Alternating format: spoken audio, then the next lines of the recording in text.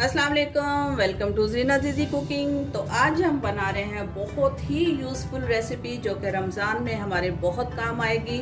तो हम बना रहे हैं इमली की बहुत ही चटपटी और मज़ेदार चटनी, बहुत ही आसान तरीके से, जो कि इससे पहले मैंने जो रोल, समोसे, चाट जो भी आप लोगों के साथ शेयर किया है, हर चीज़ पे ये इस्तेमाल होने वाली है और ये हर चीज़ का जो मज़ा है वो दोबारा करेगी। तो मैं आपको इसके साथ साथ इसको सेव करने का तरीका भी बताऊंगी। आप इसको सेव कर सकते हैं और ये महीनों आप रख सकते हैं, ये ख़राब नहीं होगी। तो देखिए अभी ये पूरी तरह से ठंडी नहीं हुई, लेकिन फिर भी बहुत अच्छी ये गाढ़ी हो गई है। जैसे हम इसको फ्रिज में रखेंगे तो और अच्छी गाढ़ी हो जाएगी। तो आपको क्या करना होगा, इसी तरह एक बहुत अच्छी सी रेसिपी बनाने के लिए आपको वीडियो में मेरे साथ रहना पड़ेगा। बिल्कुल स्किप किए बगैर पूरी रेसिपी देखिएगा। तो चलिए स्टार्ट करते हैं। अगर आप मेरे चैनल पे नए हैं तो मेरा चैनल ज़रूर सब्सक्राइब कीजिएगा और साथ में लगे बेल आइकन को ज़रूर प्रेस कीजिएगा। बिस्मिल्लाहिर्रहमानिर्रहीम। तो इमली की चटनी बनाने के लिए मैं यहाँ पे ले रही हूँ 150 ग्राम इमली। इसको हम गर्म पानी में डिप कर लेंगे। इतना पानी हम इसमें डालेंगे जितना कि ये इसके अंदर अच्छी तरह से ये भीग जाए। तो मैंने यहाँ पे डाला है 1 गिलास पानी, गर्म करके डाला है। तो इसको हम छोड़ते हैं 20 से 25 मिनट, ताकि अच्छी तरह से इमली जो है इसका पल्प है अलग हो जाए गुठली में से। तो हम इसको ढक के रख देते हैं। तो उतनी देर हम अपने नेक्स्ट जो इसके अंदर मसाले यूज़ होंगे हम उसको तैयार कर लेते हैं। अच्छा, यहाँ मैं ले रही हूँ 1 टेबलस्पून ज़ीरा। इसको हम ड्राई रोस्ट कर लेते हैं। ये पूरा इस्तेमाल नहीं होगा, लेकिन मैं थोड़ा सा इसलिए ज़्यादा रोस्ट कर रही हूँ ताकि ये पिसने में आसानी हो। अच्छी तरह भून के हम इसको ठंडा होने के लिए रखते हैं। चले, ये डन हो गया, बहुत अच्छी सी खुशबू आना शुरू हो गई। अच्छा, यहाँ मैं गुड़ ले रही हूँ। ये मैंने लिया है 300 ग्राम। 150 ग्राम जो है वो मैंने इमली ली थी, तो 300 ग्राम जो है मैं इसमें गुड़ डाल रही हूँ। अगर आपके पास शक्कर हो तो आप शक्कर ले सकते हैं, और मेरे पास पूरा गुड़ था तो मैंने इसको छोटा छोटा से पीस में कूट लिया है। तो इसमें डालते हैं और इसके साथ ही मैं डाल रही हूँ, इसके साथ मैंने 1 गिलास पानी डाला है, आधा गिलास और डाल देते हैं। अच्छा, हमने इसका शीरा नहीं बनाना है, हमने सिर्फ इसको मेल्ट करना है। जब ये गर्म होता है, गुड़ में मोस्टली जो है थोड़ी बहुत मिट्टी रह जाती है या कोई तिनका वगैरह होगा तो ये वो नीचे बैठ जाएगा। तो हम आराम से ऊपर से इसका जो पानी होगा उसको छान के ले लेंगे। तो इसको हम इसके अंदर मेल्ट कर लेते हैं अच्छी तरह से। आप चाहें तो आधा गुड़ और आधी चीनी भी ले सकते हैं, या इसके साथ आप थोड़ी सी चीनी ले लें, थोड़ा सा आप गुड़ ले लें, तो उससे भी आपका टेस्ट अच्छा आएगा। मैं सिर्फ इसमें गुड़ ही इस्तेमाल कर रही हूँ क्योंकि इससे गुड़ के साथ बहुत अच्छा इसका टेस्ट बनेगा। जब तक हमारा गुड़ मिक्स होता है हम देख लेते हैं हमारी इमली को तकरीबन 20-25 मिनट हो गए भीगे हुए। हमने बिल्कुल गर्म पानी में भिगोया था। तो देखें किस तरह ये सॉफ्ट हो गई है।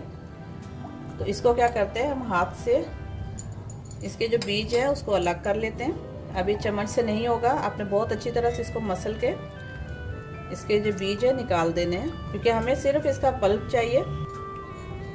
इस तरह से मसल के आप निकाल लें। चलिए देखिए, अच्छी तरह से हमने इसको मसल के अलग कर लिए इसके बीज। अब हम इसको स्ट्रेन कर लेते हैं। कोई भी छलनी ले लें आप, इसके साथ इसको आप अलग से छानते जाएं ताकि जो बीज है वो अलग हो जाए और इसका जो पानी जो पल्प है वो छन जाए बहुत अच्छी तरह से। इसको मिक्स कर लें। अब देखा हमारे पास जिसका पल्प बचा है उसमें जो है वो अभी भी है, तो इसमें हम थोड़ा सा और पानी डाल लेते हैं ताकि जो हमारी इमली है, कोई भी चीज़ है इसमें वो वेस्ट ना हो। वापस इसको अच्छी तरह से हाथों की मदद से इसको वापस से हम कर लेते हैं ताकि इसके बीज बिल्कुल अलग हो जाएं। ये देखिए, ये हम साइड कर देते हैं और इसको भी स्ट्रेन कर लेते हैं। यहाँ हमने इमली का पल्प निकाल लिया है, ये हम इसमें डालते हैं। मैं यहाँ पे ले रही हूँ 1 टीस्पून लाल मिर्ची और ½ टीस्पून मैं ले रही हूँ नमक। यहाँ पे मैंने लिया है सौंठ, यानी कि सूखी हुई अदरक का पाउडर, ये भी मैंने 1 टीस्पून ही लिया। ये सारी चीज़ें इसमें मिक्स करते हैं।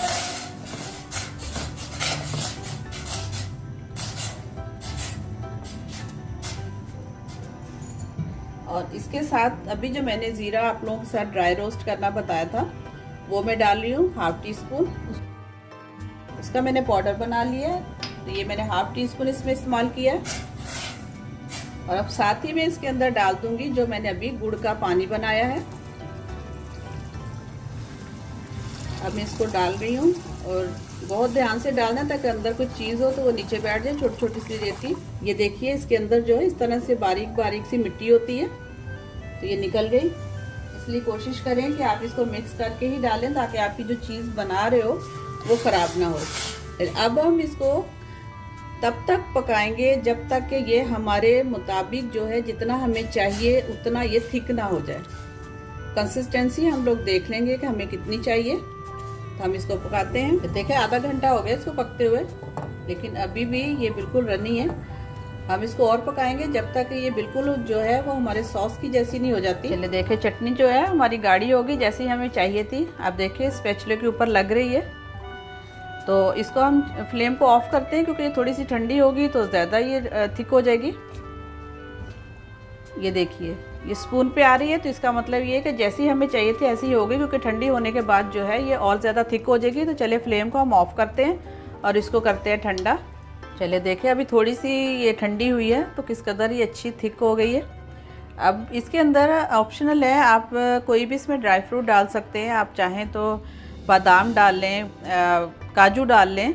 मैं यहाँ पे ले रही हूँ 4 मगज़, आपकी मर्ज़ी है जितने भी डालें। मैंने ये 1.5 टेबल स्पून लिया, तो ये इसमें डालते हैं और इसको मिक्स करते हैं अच्छी तरह से।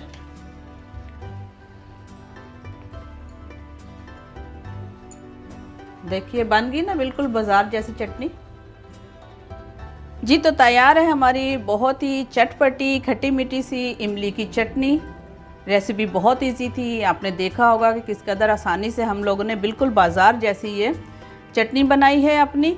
तो ये थोड़ी सी ठंडी हो जाएगी तो मैं इसको सेव करूँगी। इसके सेव करने के लिए मैं लूँगी एक बोतल जो कि बिल्कुल साफ़ है और इसमें पानी नहीं होना चाहिए। तो जैसे ही ठंडी होगी मैं इसमें डाल के इसको फ्रीज़ कर लूँगी। इसको आराम से आप महीनों इस्तेमाल कर सकते हैं, ये ख़राब नहीं होगी। तो मेरी रेसिपी पसंद आई हो तो इसको लाइक कीजिएगा, शेयर कीजिएगा, और अगर आपने अभी तक मेरा चैनल सब्सक्राइब नहीं किया तो सब्सक्राइब कीजिएगा।